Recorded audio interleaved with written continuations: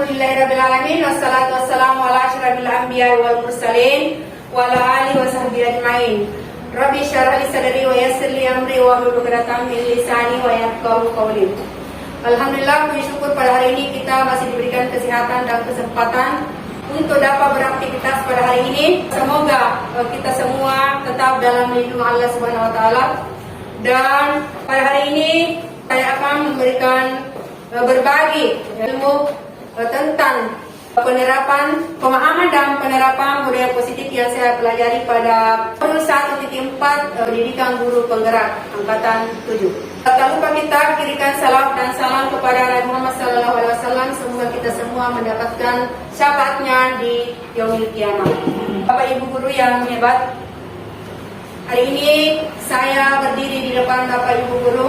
Bukan berarti saya akan mengurit, tapi saya akan berbagi pengalaman, pemahaman, dan pengalaman penerapan budaya positif yang saya dapatkan pada modul 1.4 sebagai tugas aksi nyata saya pada pendidikan guru penggerak. Baiklah Bapak Ibu guru hebat, saya akan memaparkan tentang pemahaman dan penerapan budaya positif di sekolah. Jadi ada konsep-konsep modul budaya positif. Yang pertama itu perubahan paradigma baru, yang kedua disiplin positif, 3 motivasi perilaku manusia, 4 kebutuhan dasar manusia, 5 keyakinan kelas, dan ke-6 segitiga restitusi. Kemudian yang pertama perubahan paradigma baru. Menurut Hayat Deltara bahwa pendidikan itu adalah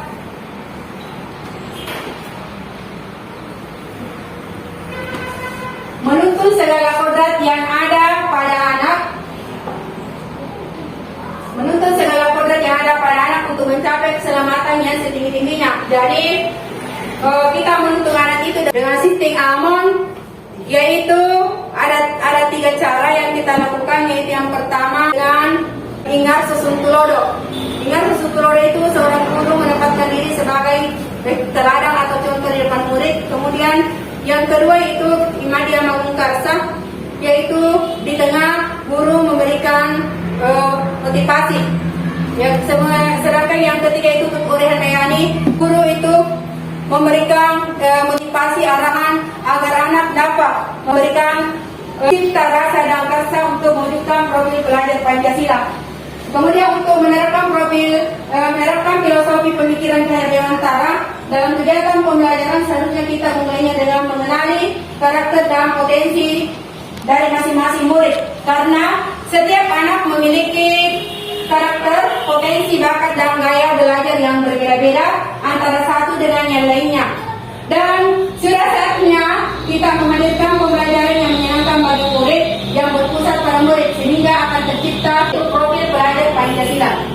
Jadi yang mana itu lagi profil pelajar Pancasila?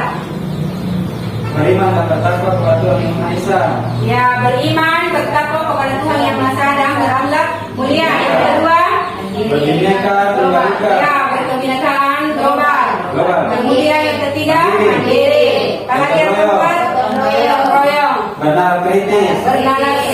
Kemudian kreatif.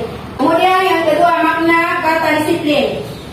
Jadi ketika kita mendengar kata disiplin, mungkin apa yang terbayang di benak Bapak Ibu? Apa itu disiplin?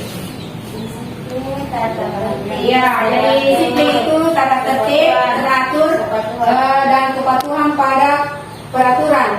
Jadi kata disiplin itu sering dihubungkan dengan hukuman, padahal itu sungguh berbeda. Ya, jadi karena belajar tentang disiplin positif tidak harus dengan memberi hukuman. Justru itu adalah salah satu alternatif terakhir, dan bila perlu hukuman itu tidak digunakan sama sekali. Disiplin positif. Jadi disiplin itu berasal dari bahasa Latin, yaitu disiplina, yang artinya belajar. Dalam budaya positif, yaitu makna kata disiplin dimaknai menjadi sesuatu yang dilakukan seseorang pada orang lain untuk mendapatkan kepatuhan. Jadi kecenderungan umum di sini menghubungkan kata disiplin dengan ketidaknyamanan, bukan dengan apa yang kita hargai atau pencapaian suatu tujuan mulia. Jadi seorang pendidik, ya, Tujuan kita adalah untuk menciptakan murid yang memiliki disiplin diri sehingga mereka bisa berperilaku dengan mengacu pada nilai-nilai kebajikan universal dan memiliki motivasi intrinsik dan bukan ekstrinsik. Mungkin Bapak Ibu guru sudah tahu itu apa itu intrinsik? Apa itu intrinsik? Intrinsik yaitu motivasi dari dalam, sedangkan ekstrinsik yaitu motivasi dari luar. Nah, disiplin positif ini merupakan salah satu cara penerapan yang bertujuan untuk menemukan kesadaran anak untuk melakukan sesuatu tanpa imbalan, ancaman maupun itu hukuman. Jadi anak tidak lagi melakukan sesuatu tanpa imbalan, ancaman maupun hukuman. Nah, nilai-nilai kebajikan universal. Jadi apa itu nilai-nilai kebajikan universal?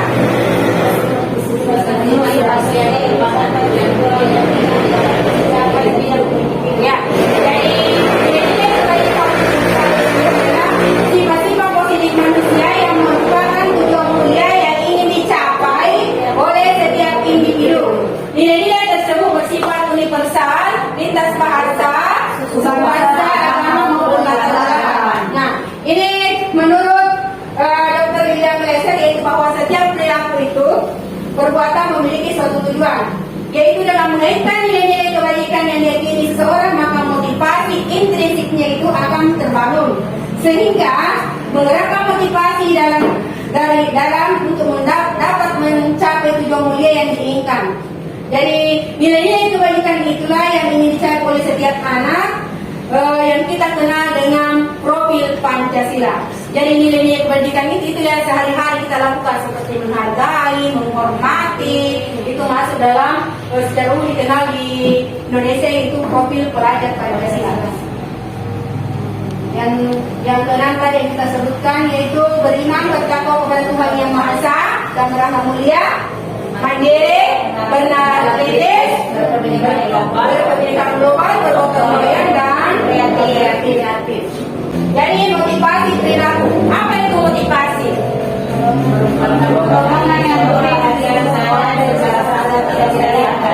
Jadi motivasi itu merupakan dorongan yang timbul pada diri seseorang secara sadar atau tidak sadar untuk melakukan suatu tindakan dengan tujuan tertentu. Menurut Dain Boston dalam bukunya Restructuring School Discipline bahwa ada 3 motivasi perilaku manusia. Jadi ada 3 yang mendorong perilaku manusia. Yang pertama yaitu menghindari ketidaknyamanan atau hukuman. Ya. Jadi menghindari ketidaknyamanan atau hukuman terkadang ada muncul dalam hati seseorang, yaitu apa yang akan terjadi apabila saya tidak melakukannya. Ya, itu. Di sini murid melakukan disiplin diri karena ia takut dihukum.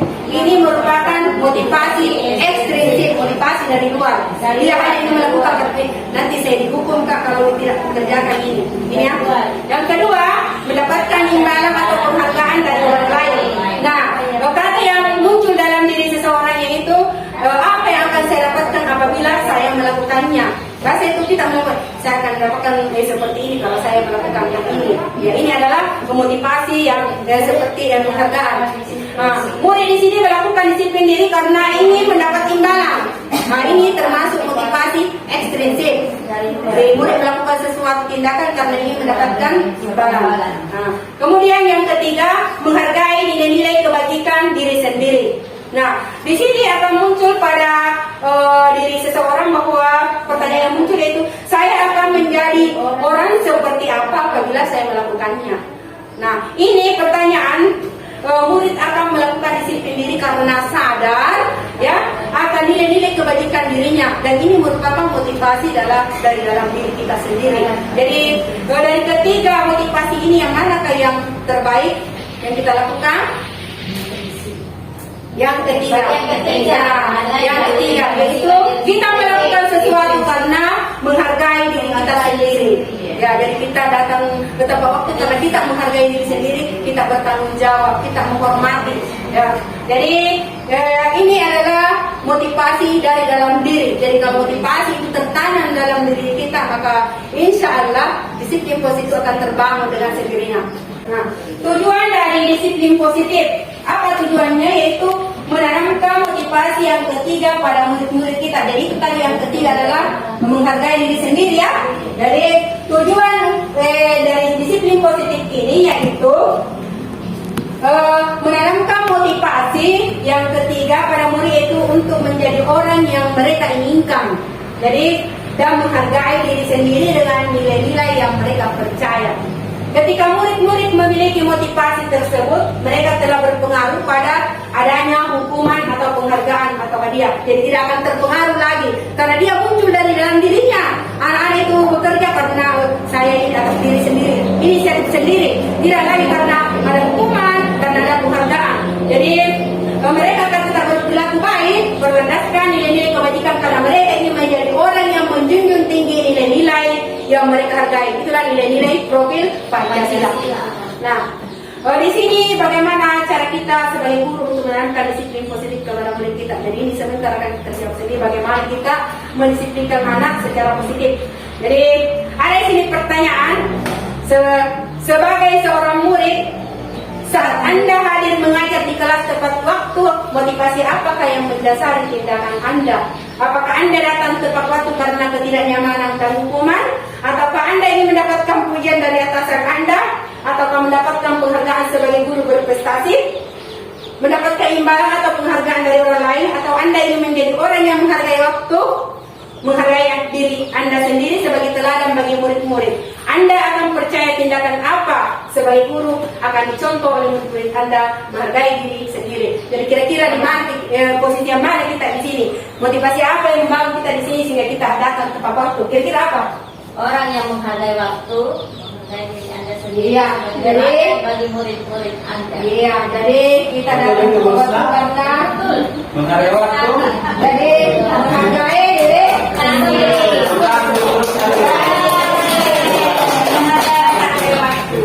Jadi kira-kira manakah motivasi yang paling kuat mendasari tindakan Anda? Yang mana motivasi yang paling kuat tadi? Dan juga Yaitu motivasi yang ketiga. Nah sekarang pertanyaan kedua. Bila di sekolah Anda tidak ada peraturan yang mengharuskan guru datang tepat waktu dan tidak ada surat teguran dari guru yang datang terlambat dan tidak ada atasan yang memuji Anda, apakah Anda tetap datang tepat waktu untuk mengajar murid? tetap. Apa alasannya? Alasannya Karena motivasi Ya. untuk diri sendiri. Kita sendiri, yaitu karena ingin menghargai diri sendiri. Ya. Kemudian menurut Anda ketiga motivasi tadi, motivasi manakah yang saat ini mendasari perilaku murid-murid di sekolah Anda?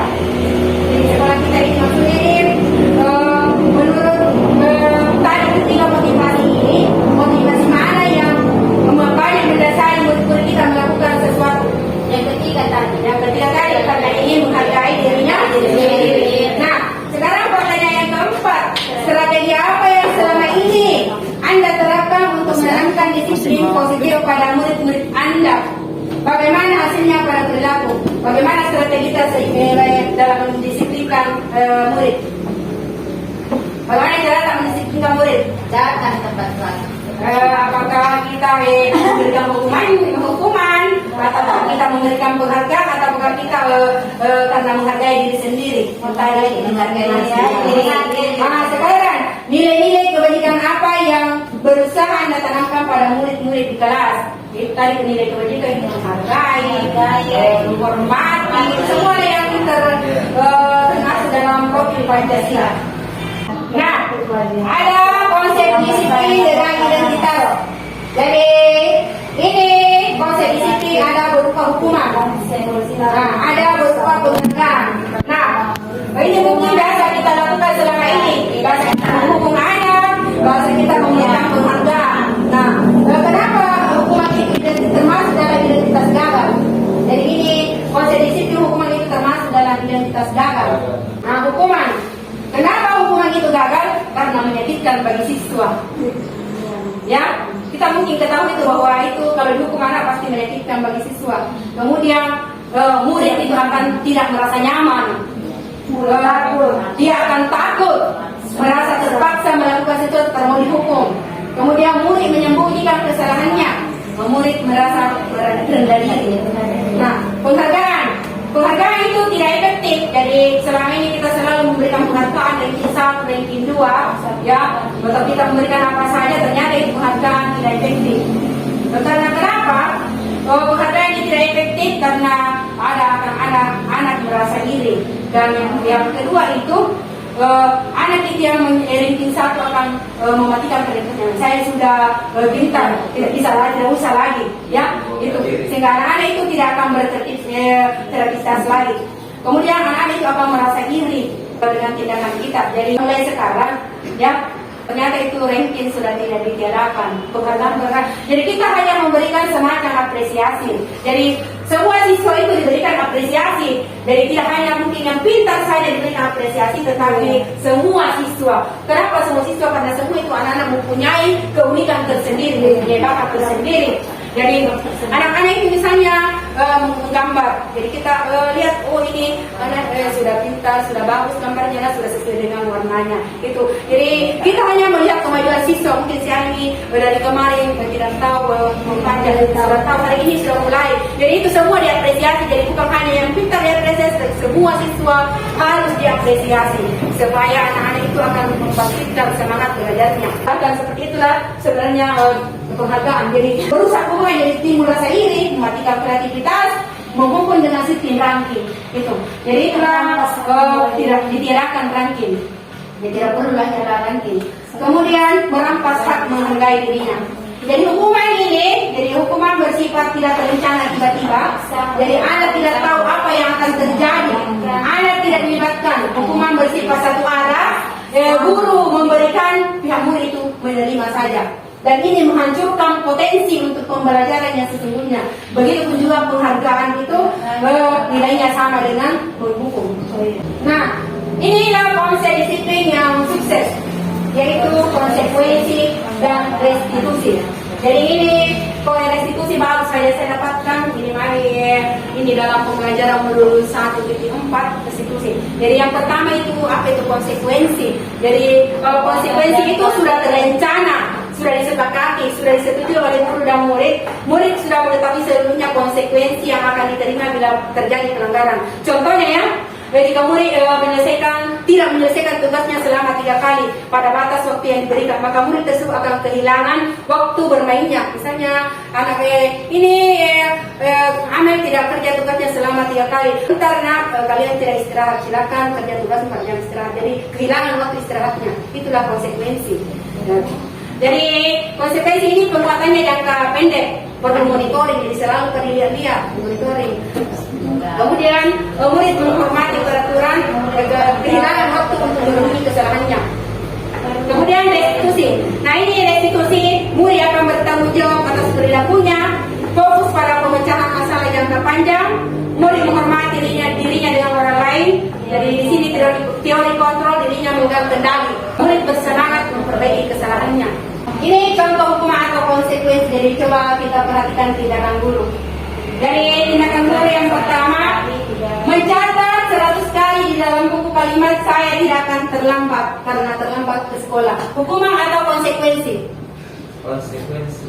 Hukuman atau konsekuensi? Mencatat 100 kali di dalam buku. Hukuman atau konsekuensi? Iya, hukuman. Mencatat 100 kali itu termasuk hukuman.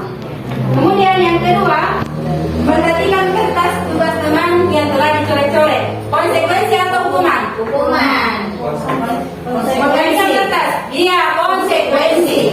Kemudian yang ketiga, berdiri di depan kelas sambil mengangkat kaki satu. Bukan karena dia bisa menjawab pertanyaan. Hukuman. Hukuman atau konsekuensi? Hukuman. Iya, hukuman. Kehilangan 10 menit jam istirahat untuk mengerjakan tugas karena terlambat datang dan tertinggal pelajaran. Konsekuensi. Murid diminta bertelanjang kaki sepanjang hari karena tidak menggunakan sepatu warna hitam sesuai peraturan. Hukuman atau konsekuensi? Hukuman. Jadi Bapak Ibu guru sudah tahu yang mana konsekuensi, yang mana hukuman. Nah, keyakinan kelas. Jadi ini keyakinan kelas salah satu cara untuk mendisiplinkan murid. Jadi mengapa tidak peraturan saja? Mengapa harus keyakinan kelas? Jadi Seperti ini pertanyaannya, mengapa kita memiliki peraturan tentang penggunaan helm pada saat mengendarai kendaraan roda 2? Untuk apa itu kita memakai helm kira-kira? Keselamatan. Yang kedua, mengapa kita memiliki peraturan tentang penggunaan masker dan mencuci tangan setiap saat? Untuk apa itu? Untuk kesehatan. Untuk kesehatan. Jadi, untuk mendukung motivasi intrinsit kembali ke nilai-nilai atau keyakinan kita lebih menggerakkan seseorang dibandingkan itu mengikuti serangkaian peraturan. Jadi, lebih kalau keyakinan itu akan meningkatkan motivasi diri untuk intrinsit daripada peraturan-peraturan. Bagaimana cara membentuk keyakinan kelas? Dari Bapak dan Ibu guru akan membuat keyakinan kelas masing-masing di kelasnya. Jadi, bagaimana cara membentuk keyakinan kelas? Yang pertama itu semua murid di kelas dipersilakan berbicara pendapat. Jadi semua murid dilibatkan. Jadi kita berikan kertas atau yang menulis kertas. Jadi semua murid berbicara pendapat, menulis aturan apa yang mereka sepakati. Kemudian mencatat semua masukan ini dari Pak Batu. Kalau saya kemarin itu saya kasih sticky note, jadi dia tulis masing-masing baru ditempelkan. Kemudian susunlah keyakinan kelas dan gantilah kalimat dalam bentuk negatif menjadi positif. Yang mana itu kalimat negatif? Contohnya tidak boleh ribut.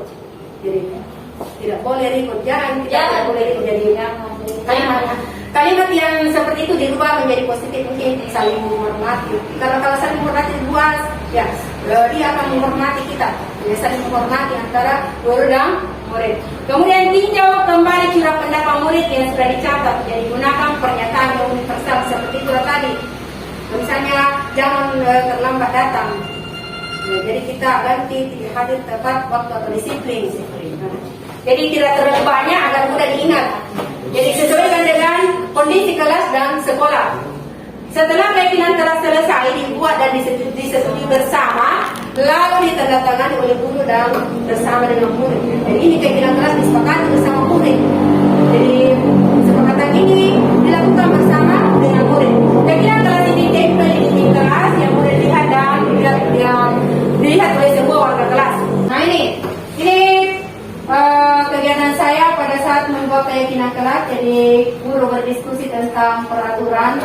Jadi nilai-nilai kebaikan itu, yang mana itu nilai kebaikan seperti tadi, saling menghargai, menghormati, menjaga kebersihan, disiplin. Itulah semua yang termuat dalam Kode Pancasila. Bergotong royong semua kita masukkan dalam keyakinan kelas. Jadi merumuskan peraturan itu menjadi keyakinan, jadi bukan lagi peraturan tetapi keyakinan kelas. Masing-masing siswa meyakini hal-hal yang akan dilakukan di kelas. Kemudian kita tempelkan keyakinan itu di kelas. Nah, seperti inilah kesepakatan kelas yang pernah saya buat, yaitu menjaga kebersihan kelas, mengerjakan tugas tepat waktu, menghargai. Ya, gitu. Salah satu kegiatan lain yang dapat dilakukan untuk memperdalam keyakinan kelas itu adalah mempelajari tanggung jawab sebagai warga kelas. Jadi keyakinan kelas itu bertanggung jawab serta hak seseorang adalah sesuatu yang diungkapkan oleh pihak yang diantara tentang menumbuhkan murid yang merdeka. Begini, beratlah kemerdekaan ini bukan hanya tidak terperintah saja, akan tetapi juga menegakkan dirinya dan mengatur kehidupannya dengan tertib. Dalam hal ini termasuk mengatur tertibnya perhubungan dengan kemerdekaan orang lain. Jadi kemerdekaan maksudnya ini menurut Hanya Dantara itu berat karena kita sendiri yang mengatur diri kita datang pada waktu. Karena yakin bahwa kita akan menghargai, saling menghargai, menghormati. Itulah masuk dalam keyakinan kelas. Jadi itulah semacam itulah bentuk kemerdekaan kita, karena kita diperintah oleh diri sendiri, bukan karena diperintah oleh orang lain. Nah ini adalah kebutuhan dasar manusia. Kebutuhan dasar manusia itu ada 5. Jadi yang pertama itu bertahan hidup. Jadi bertahan hidup di sini yaitu kebutuhan yang bersifat fisiologis. Kebutuhan itu untuk makan, kesehatan, rumah. Kemudian yang kedua kasih sayang dan rasa diterima. Kebutuhan ini psikologis, kebutuhan untuk memberi dan menerima kasih sayang. Ketiga penguasaan. Penguasaan ini kebutuhan atas pengakuan kemampuan. Seorang murid ingin diakui prestasinya, didengarkan dan memiliki rasa harga diri. Keempat, kebebasan. Jadi kebutuhan akan kemandirian, mampu mengendalikan orang lain, senang mencoba hal baru, tidak terpengaruh orang lain. Yang kelima, kesenangan. Jadi kebutuhan akan mencari kesenangan, bermain, tertawa. Jadi itulah biasanya beragam murid di kelas biasa ada yang senang tawa karena ya itu adalah kebutuhan manusia. Jadi semua orang senantiasa berusaha untuk memenuhi kebutuhannya dengan berbagai cara. Bila mereka tidak mendapatkan kebutuhannya dengan cara yang positif, maka mereka melanggar peraturan atau melakukan hal-hal yang tidak sesuai dengan nilai-nilai kebajikan. Jadi konsep kelima kebutuhan dasar tidak hanya berlaku bagi murid, tapi juga berlaku kepada orang dewasa seperti kita ini. Jadi Boxer menyatakan bahwa kapasitas untuk berubah ada dalam diri kita. Jika kita dapat mengidentifikasi kebutuhan apa yang mendorong perilaku kita, maka perubahan perilaku positif dapat dimulai dengan mencari solusi untuk memenuhi kebutuhan tertentu dengan cara yang positif. Nah, ada konsep di disiplin yaitu dengan pendekatan restitusi. Jadi restitusi ini adalah sebuah cara untuk menanamkan disiplin positif kepada siswa. Jadi apa itu restitusi? Ya, dari restitusi adalah proses menciptakan kondisi bagi murid untuk memperbaiki kesalahan mereka, sehingga mereka bisa kembali kepada kelompok mereka dengan karakter yang lebih kuat. Restitusi juga merupakan proses kolaboratif yang mengajarkan murid untuk mencari solusi tentang masalah mereka dan membantu murid berpikir tentang seperti apa yang mereka ingin menjadi tujuan mulia dan bagaimana harus memperlakukan orang lain. Nah, sekarang ciri-ciri restitusi. Dari ciri-ciri restitusi di sini yaitu bukan untuk menembus kesalahan, namun untuk belajar dari kesalahan. Memperbaiki hubungan, ketawaran dan bukan paksaan. Restitusi menuntun untuk melihat ke dalam diri, mencari kebutuhan dasar yang mendasari tindakan. Restitusi diri adalah cara yang paling baik, fokus pada karakter, bukan tindakan, fokus pada solusi, mengembalikan murid yang berbuat salah pada kelompoknya. Nah, ini contoh kita melihat perbedaan dengan contoh kasus murid tidak mengerjakan PR. Jadi yang pertama itu hukuman. Jadi kalau hukuman di sini guru menghukum murid dengan berdiri depan kelas sambil mengangkat kaki satu. Guru marah dan murid menjadi takut. Ini hukuman. Kemudian konsekuensi. Guru memberikan konsekuensi untuk mengerjakan PR-nya pada saat jam istirahat. Seperti tadi itu konsekuensi. Guru tegas dan siswa menghormati peraturan. Kemudian restitusi. Restitusi di sini guru menanyakan keyakinan kelas, dirinya dan membantu siswa menyelesaikan masalah. Kemudian guru terbuka dan siswa menghormati dirinya dan orang lain. Jadi menanamkan disiplin di sini yang terbaik adalah kita lakukan dengan cara restitusi. Penerapan disiplin restitusi dengan 5 posisi kontrol. Jadi yang pertama itu penghukum. Jadi penghukum di sini seorang penghukum bisa menggunakan hukuman fisik maupun psikis. Jadi anak tidak jujur dan menyembunyikan kesalahan. Kemudian biasanya bicara bernada tinggi, menunjuk-nunjuk, menyakiti dan menyindir. Apa dampaknya bagi murid? Jadi ketika guru berada di posisi penghukum ini, murid cenderung memberontak, bahkan menyimpan dendam, tidak menyukai guru dan mata pelajaran yang diampu. Jadi kalau kita menggunakan hukuman di posisi penghukum, jadi kita sebagai guru sebagai posisi penghukum, maka ini akan terjadi. Jadi dampaknya itu, jadi kalau kita bernada tinggi, menunjuk-nunjuk, menyakiti dan menyindir, itu adalah posisi seorang penghukum. Nah, dampaknya itu cenderung murid akan memberontak, bahkan menyimpan dendam dan tidak menyukai gurunya. Gitu. Kemudian posisi yang kedua, membuat merasa bersalah. Nah, guru pada posisi ini akan bersuara lebih lembut. Membuat bersalah menggunakan keheningan membuat orang lain merasa tidak nyaman. Jadi cenderung ini tenang, namun kata-katanya itu menyalahkan murid. Guru akan menyatakan hal-hal yang merasa kesalahan ada pada murid. Dampaknya ini, ketika guru mengambil posisi membuat rasa bersalah, murid akan menganggap dirinya selalu salah dan akan menyimpan emosi negatif dalam dirinya. Nah, posisi yang ketiga sebagai teman. Guru berbicara dengan suara yang ramah, akrab, cenderung bersenda gurau. Suasana tetap santai, murid merasa senang dan akrab dengan guru. Ini apa dampaknya kalau dia posisi sebagai teman? Jadi pada saat kita memposisikan diri sebagai teman, di sini guru bila suatu saat guru tersebut tidak membantu murid, murid itu akan merasa kecewa dan berkata, saya pikir bapak ibu teman saya, ya. Jadi masa tidak membantu saya? Dia merasakan seperti itu karena dia menganggap dirinya merasa berteman dengan guru itu. Jadi murid merasa dikecewakan dan tidak mau lagi berusaha, dan murid akan tergantung pada guru itu. Misalnya murid akan berlaku baik hanya kepada guru tersendiri. Misalnya ada saya itu berfungsi sebagai teman. Ternyata saya tidak hadir, ada guru masuk, mungkin dia akan tidak merasa nyaman karena dia tidak mau kalau bukan gurunya sendiri yang dia senangi, seperti itu. Kemudian posisi keempat, pemantau. Memantau di sini artinya mengawasi.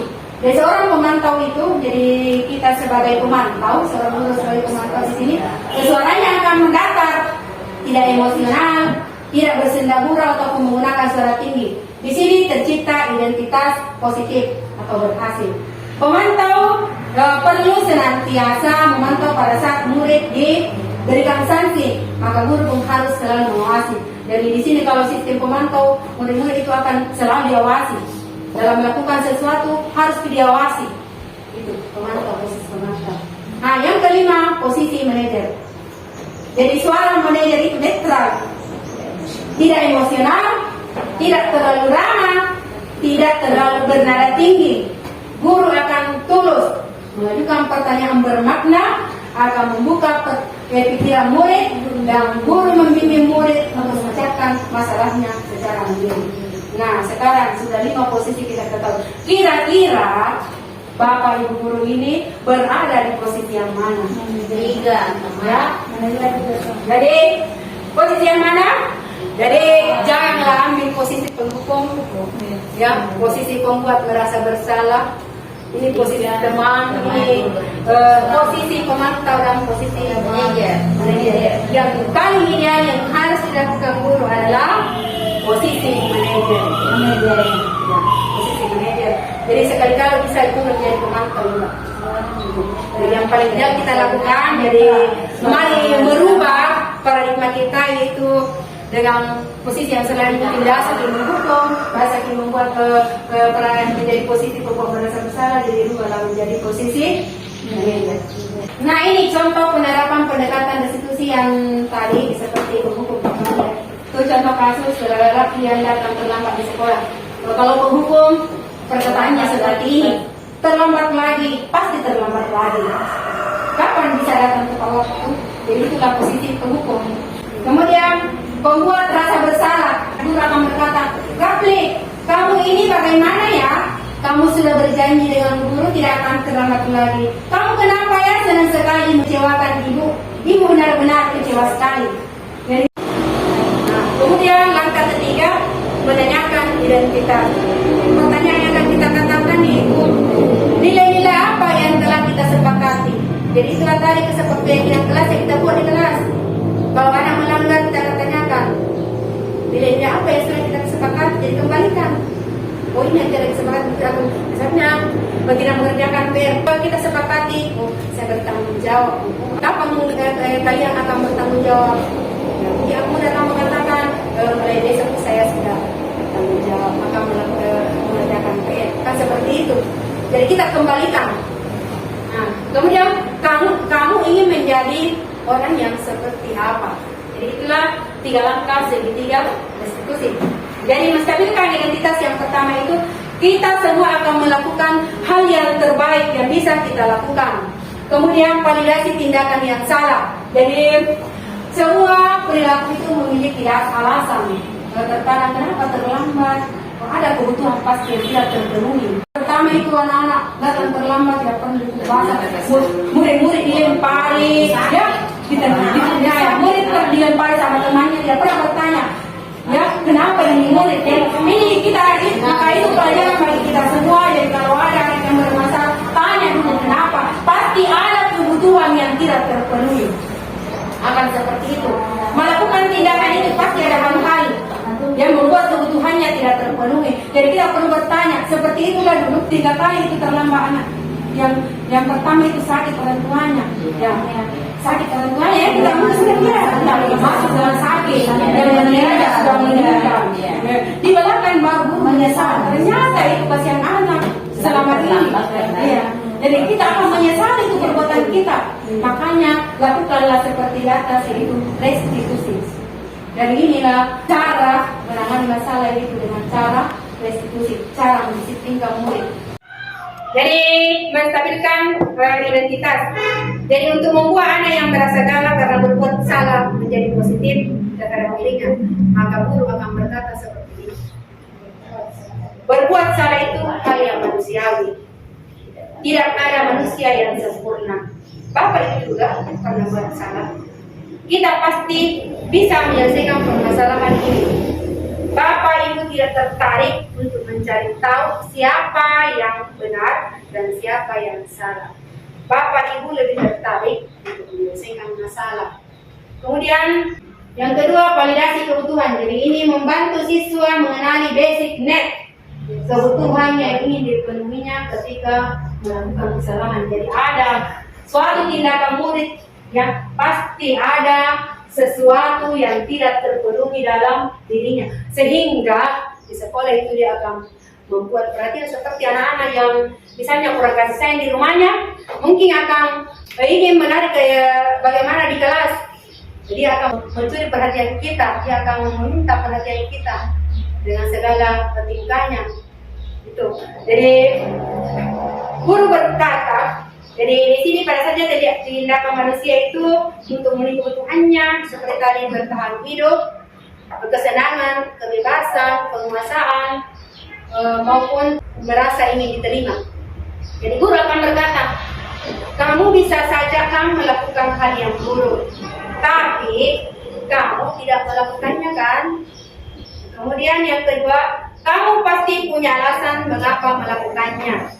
3, apa yang penting bagi kamu. 4, kamu boleh tetap berusaha menjaga sikap itu, tapi tambahkan sikap yang lain yang baru. Maukah kamu belajar cara lain untuk mendapatkan apa yang kamu butuhkan tanpa harus memukul? Apakah kamu bisa melakukan dengan lebih baik besok lagi? Jadi itulah kata-kata yang perlu kita ucapkan untuk validasi kebutuhan murid. Yang ketiga, menanyakan keyakinan. Jadi anak melihat kesalahannya dihubungkan dengan norma sosial dan nilai-nilai yang mendasari manusia berinteraksi dengan orang lain. Jadi guru akan berkata seperti ini, apa nilai yang kita percayai di kelas atau di sekolah kita. Itulah tadi nilai-nilai yang bisa buat, yaitu keyakinan kelas. Jadi olehnya itu sebagai menjadi guru harus membuat keyakinan kelas. Jadi kalau ada anak-anak membuat suatu pelanggaran, maka kita kembalikan nilainya apa. Tadi seperti contoh, anak tidak mengerjakan tugas. Nilai apa yang kita percayai? Siapa mengatakan bertanggung jawab? Nilai-nilai universal apa yang kita telah sepakati? Seperti itu. Jadi kelas yang ideal seperti apa sih? Kamu ingin jadi anak seperti apa? Apa yang kamu rasakan? Ketika kamu melakukan, kamu menjadi orang seperti apa?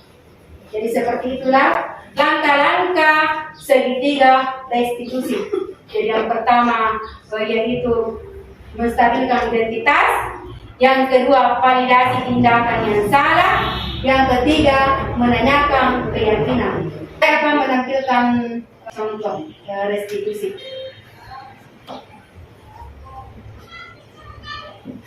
Jadi inilah contoh penerapan restitusi. Seorang murid yang tidak mengerjakan PR.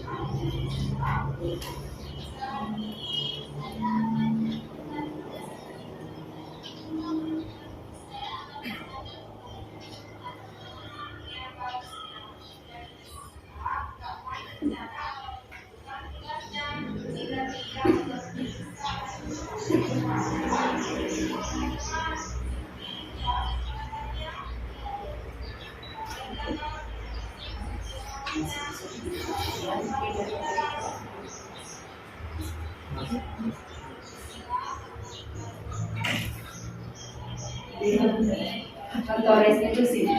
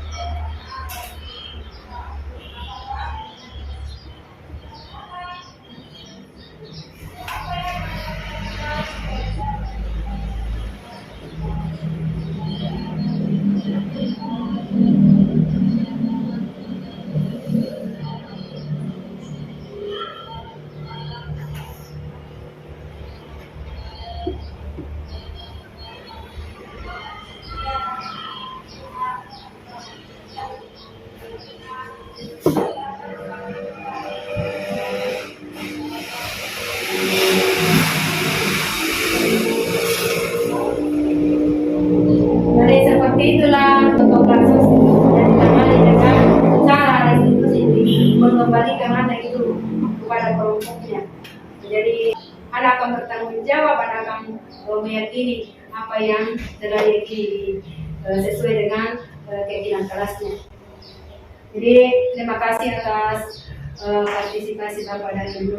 Mari kita melakukan disiplin positif di sekolah dengan cara restitusi, yaitu kita membuat keyakinan kelas. Jadi ada tadi 5 posisi kontrol. Jadi mari kita menggunakan posisi kontrol yang terbaik yang paling ideal, yaitu sebagai posisi manajer. Janganlah kita menjadi sebagai seorang penghukum, apalagi membuat merasa bersalah sebagai teman. Jadi yang posisi di sini bisa memantau dan paling tidak adalah manajer. Jadi demikianlah Assalamualaikum warahmatullahi wabarakatuh. Setelah saya tadi dengar paparan dari guru penggerak, alhamdulillah, semoga Bapak dan Ibu yang bisa mendengar tadi supaya bisa dimanfaatkan di kelas masing-masing.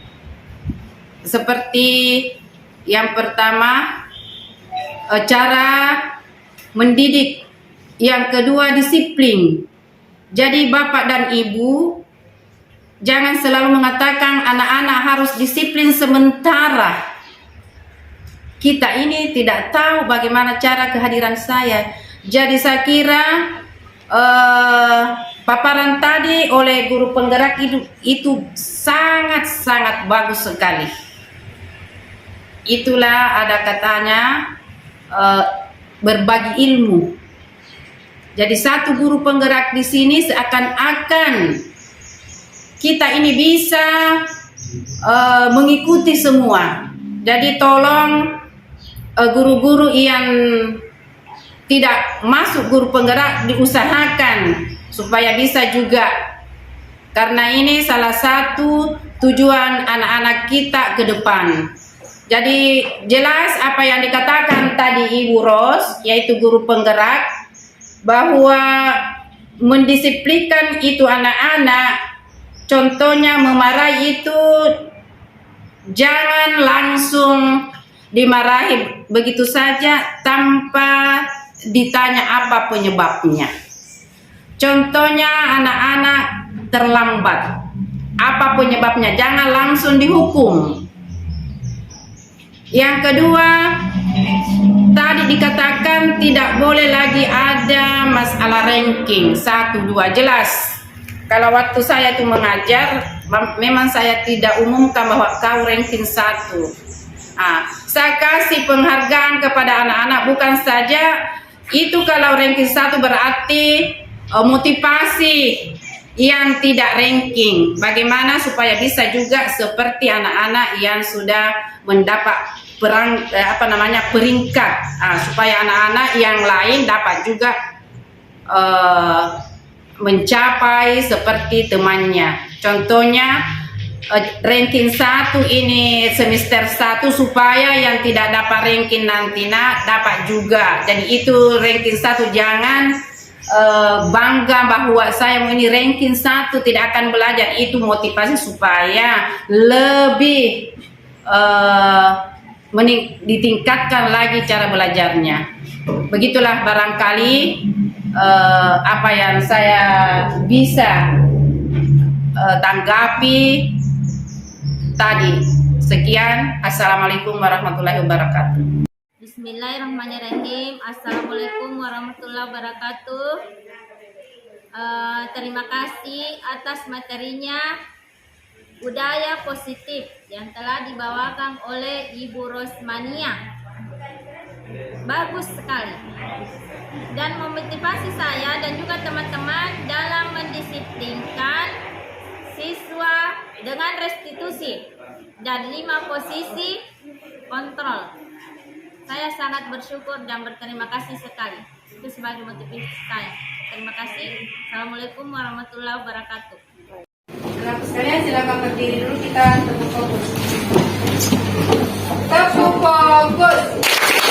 Melihat, mendengar, mengingat, fokus. Ya, hari ini kita akan membuat kesepakatan kelas.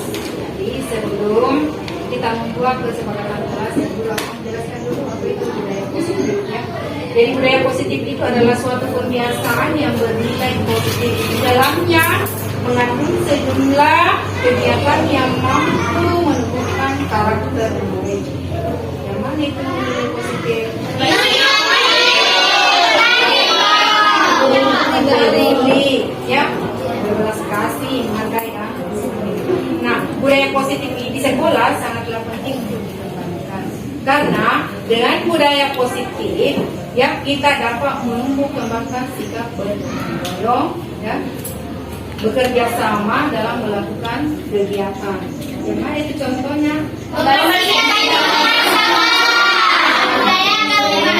Ya, budaya kelas. Nah, salah satu langkah membentuk lingkungan kelas yang mendukung terciptanya budaya positif yaitu kita perlu membuat kesepakatan kelas. Ya, sehingga anak-anakku semua ya memiliki keyakinan dan kesadaran akan penerapan disiplin berdasarkan motivasi dari dalam diri, ya. Motivasi dari dalam diri, jadi bukan karena perintah. Jadi kita melakukan praktik baik itu, kegiatan baik itu karena berasal dari dalam diri sendiri, sehingga kita semua ya memiliki karakter yang kuat sesuai dengan profil pelajar Pancasila. Jadi kita membuat keyakinan kelas dengan menggunakan stiker. Jadi anak sekalian silakan berpendapat bertulis pendapat tak ya yang disepakati untuk kita buat keyakinan kelas, lalu kita tempelkan di papan tulis yang telah disediakan ya. Anak sekalian silakan dulu kelompok 1, jadi dulu saya siapkan stiker tempat untuk menulis pendapat kalian. Jadi silakan kelompok 1 untuk maju mengambil, silakan pilih yang mana yang dipilih.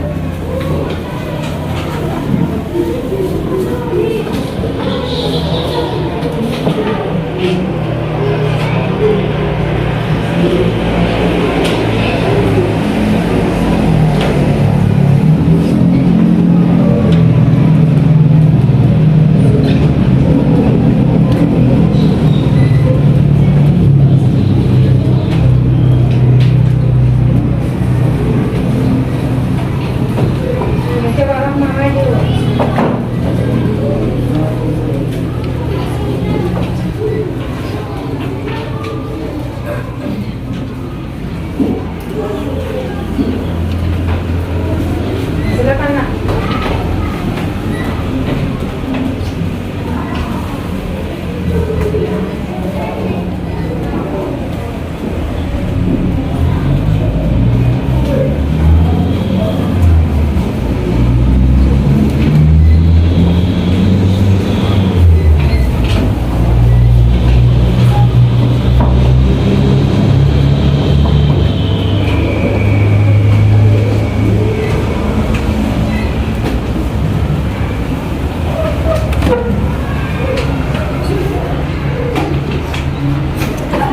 Lanjut kelompok 2. Silakan maju kelompok 2 yang mana dia pilih? Ini yang warna kuning.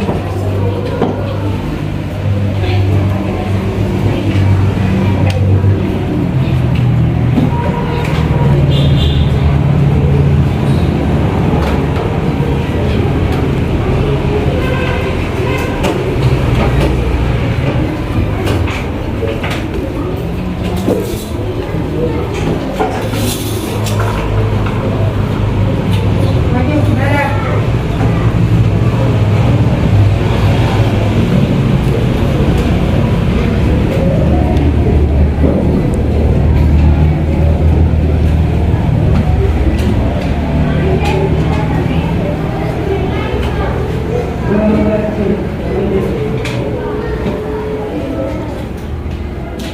Jadi silakan nak tiap kelompok untuk membacakan hasil curah pendapatnya yang telah ditempel di papan tulis ya. Jadi siapa yang mewakili kelompok 1? Saya. Oh, silakan maju. Silakan baca pendapat temannya. Tidak mengganggu teman saat pembelajaran dimulai. Membudayakan 5S yaitu senyum, salam, sapa, sopan, santun. Aktif dalam pembelajaran, bersikap jujur. Membudayakan membaca, menghormati guru. Disiplin datang tepat waktu. Tidak mencoret-coret meja. Menghargai pendapat teman. Membudayakan 5S yaitu senyum, salam, sapa, sopan, santun. Menjaga kebersihan kelas. Iya, tepuk tangan untuk kelompok 1.